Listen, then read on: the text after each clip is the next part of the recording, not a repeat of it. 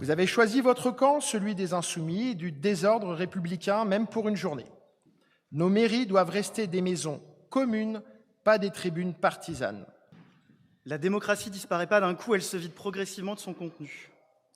Cette citation du philosophe Michael Faussel illustre malheureusement parfaitement le climat politique tendu, chargé, de plus en plus abîmé, dans lequel nous faisons notre rentrée. Un climat où les mots employés, les thèmes mis en avant, les postures adoptées nous rappellent que la fascisation de notre société n'est plus une menace lointaine, mais bien une dynamique en cours de moins en moins discrète et de plus en plus brutale. Nous vivons mois après mois une trumpisation du débat public, saturation de l'espace médiatique par des polémiques, simplification outrancière quand ce n'est pas affranchissement des faits et du réel, remise en cause systématique de l'état de droit et de toute forme de contestation, défiance et crispation permanente. Votre intervention, Monsieur Compagnon, en est la preuve. Décider de faire une polémique sur ce sujet au moment même où le président reconnaît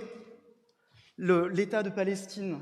ce qui est une action historique, vous aussi vous avez choisi un camp et ce n'est pas celui de la République. Revendiquer ou y voir une victoire dans le fait de hisser les couleurs de la Palestine sur l'hôtel de ville, alors même que des gens meurent, a quelque chose de totalement indécent.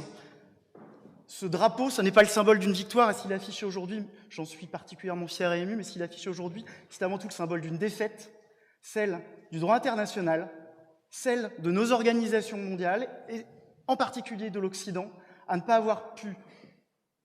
maintenir un processus de paix, à ne pas avoir su empêcher l'occupation, à ne pas avoir su prévenir des massacres terroristes, de l'attaque terroriste du 7 octobre, et à ne pas avoir su dénoncer, condamner et empêcher à temps le génocide qui est en cours à Gaza.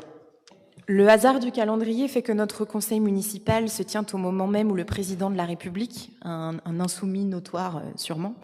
où le président de la République prend la parole à l'ONU pour annoncer la reconnaissance officielle de l'État de Palestine par l'État français. Le groupe Génération voulait profiter de cette tribune pour saluer les femmes et les hommes qui s'engagent concrètement pour briser le blocus et briser le silence.